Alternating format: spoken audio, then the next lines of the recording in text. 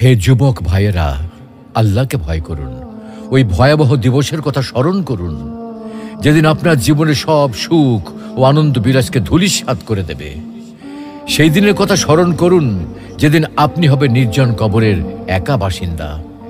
সেদিনের কথা স্মরণ করুন, যেদিন আপনার সন্তান সন্ততি, স্ত্রী, পরিবার, আত্মীয় স্বজন, পাড়া প্রতিবেশী, ধন সম্পদ, বন্ধু বান্ধব সব কিছু থেকে আপনি বিচ্ছিন্ন হয়ে যাবেন। কবরের সংকীর্ণতা ও ঘুটঘুটে অন্ধকারের কথা কি আপনার একবারও মনে পড়ে না? কবরের বিভীষিকাময় ও ভয়ঙ্কর অবস্থা কি আপনার স্মরণ হয় না? কবরের শাস্তির ভয়ে কি আপনার অন্তরাত্মা প্রকম্পিত হয় না? মুনকার নাকির ফেরেশতার দয় প্রশ্নের সঠিক জবাব কি আপনি দিতে পারবেন? একথা একবারও কি ভেবেছেন?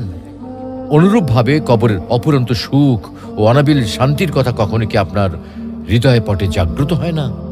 তাই বলছি, হে যুবক ভাইয়েরা, আর দেরি না করে দ্রুত ছুটে আসুন মহান আল্লাহ রাব্বুল আলামিনের বিশাল ক্ষমার দিকে, মহান আল্লাহ রাব্বুল আলামিনের রহমতের দিকে, মহান আল্লাহ রাব্বুল আলামিনের অনুগ্রহের দিকে।